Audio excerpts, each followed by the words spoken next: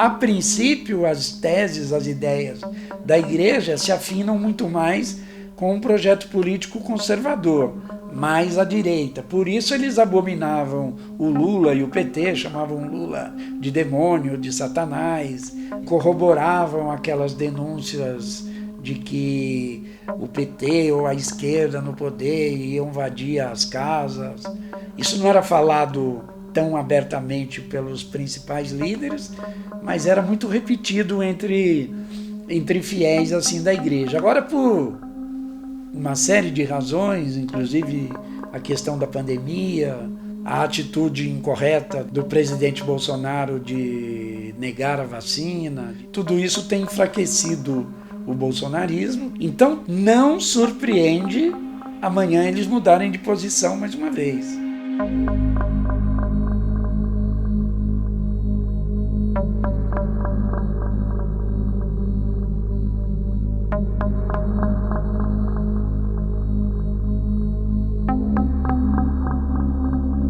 Com o agravar da pandemia, a alta da inflação, o desemprego, as ações contrárias do presidente às vacinas, Jair Bolsonaro viu minar a sua popularidade, principalmente nos grupos evangélicos, um dos seus principais bastiões eleitorais. Escândalos de corrupção, a hostilidade do presidente e a defesa de pautas que não agradavam à comunidade evangélica, como a defesa do armamento para a população, fizeram com que lideranças religiosas diminuíssem o entusiasmo na defesa do presidente Jair Bolsonaro. Essa indefinição política da Igreja Universal não se restringe apenas ao Brasil, mas alcança também a África. A chegada da IURD no continente africano se deu no início dos anos 1990, com o fim das guerras civis em Angola e Moçambique e com o fim da política de apartheid na África do Sul.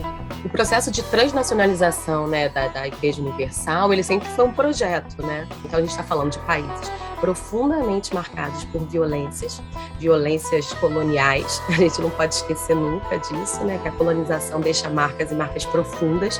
Foram países que viveram processos de guerra civil, guerra de libertação, foram muitas guerras sucessivas, em Moçambique particularmente, em Angola em certa medida também, né? Uma certa proibição da religião, né, por conta dos governos socialistas de ambos os países. Então, num primeiro momento, houve uma perseguição à religião, mas assim, não só ao cristianismo, mas às religiões em geral, né? Esse quadro começou a mudar ali já no final da década de 80, né, quando esses governos perceberam, né, a importância da religião e das religiões, de uma forma geral, para as pessoas, e começaram a contar com o apoio, né, de igrejas para a reconstrução mesmo do país. Só que dentro desse território a gente tem diferentes etnias. A Igreja Universal chega em Moçambique e desenvolve suas ações de trabalho espiritual, de assistência social, baseada num discurso unificador, né? Então, ela não forma só crentes, ela forma crentes e moçambicanos. Incute nas pessoas aquele pensamento de que você não vai ser Tsonga, você não vai ser Makua, você não vai ser qualquer outra etnia moçambicana, né? Mas vai ser um crente moçambicano, né? Você aprende a valorizar Moçambique como país, você aprende a valorizar a si mesmo como um cidadão moçambicano. Você vai querer alcançar prosperidade para que o seu país progrida enquanto país, para que os seus filhos não vivam num país miserável, para que os seus filhos não vivam num país pobre. Eles estavam buscando construir esse imaginário de moçambicanidade, né, essa identidade nacional que se chamava de moçambicanidade, e a Igreja Universal se mostrou como uma grande aliada, porque a teologia, né, da prosperidade e a própria cosmologia da Universal passou a fazer muito sentido para os moçambicanos. A teologia da prosperidade, ela cresce muito em contextos que compõem a margem do neoliberalismo, né? Então, quando a gente está falando dos territórios que sofreram a violência da colonização, quando a gente está falando da América Latina, quando a gente está falando do continente africano, então essa dimensão do sul global necessariamente é um lugar de crescimento e de exercício da teologia da prosperidade, porque de alguma maneira ela consegue construir uma possibilidade de ascensão e de existência dessa população historicamente marginalizada dentro dessa operação do neoliberalismo.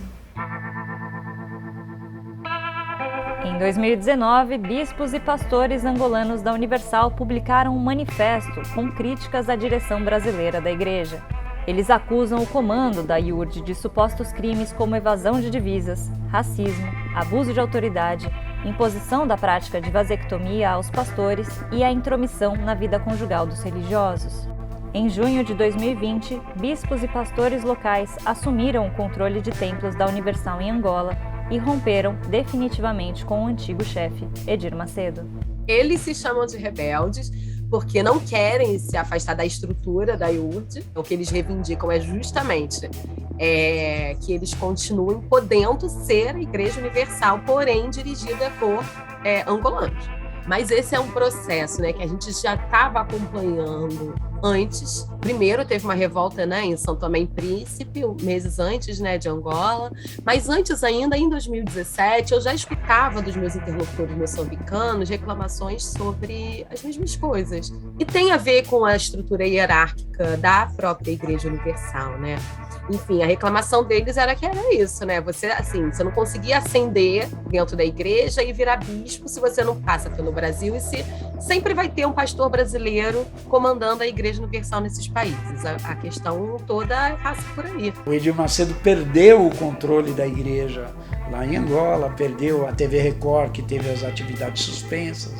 Os bispos brasileiros, bispos e pastores que se mantiveram fiéis a ele, tiveram que voltar do país, foram mandados embora de Angola. E a justiça angolana, por exemplo, está investigando essa denúncia da imposição da vasectomia. A Igreja Universal, em diversos comunicados, diz ser vítima de um golpe político e religioso por parte de bispos dissidentes.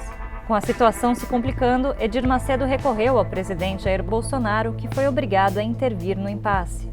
Quando o Bolsonaro tentou intervir por livre e espontânea pressão do Edir Macedo, foram esforços muito pequenos para tentar mediar uma situação onde a Igreja Universal aparentemente já perdeu bens. Para a IURD, o governo Bolsonaro não estava apoiando. A Igreja Universal então denuncia que não havia ninguém que de fato ofereceu alguma assistência, o que deixou a igreja sozinha e totalmente desprotegida no território angolano. Isso realmente faz a igreja repensar a sua posição de apoio ao governo Bolsonaro. Já que nós não estamos nos sentindo apoiados, por que a gente vai seguir apoiando? Nesse sentido, né, acho que o governo Bolsonaro tem tentado, né, sinalizar coisas para manter a IURD próxima, exatamente porque é uma aliança frágil. E aí eu acho que isso está relacionado às especificidades de alianças com o segmento evangélico. A gente está falando de alianças políticas que se perdem o tempo todo, porque você não está falando de um grupo coeso, né? Você está falando de determinadas lideranças que representam populações, mas que o apoio dessas lideranças produz conflito com outra parte da população, né? Então é um desenho também que é muito complicado, né, de se manter politicamente. O Edir Macedo é uma pessoa muito pragmática, né? Ele tinha um plano de poder, aliás, escreveu um livro com esse tema, com esse nome, em 2007, no qual falava da necessidade, da importância dos fiéis participarem da vida política, exercerem o poder político.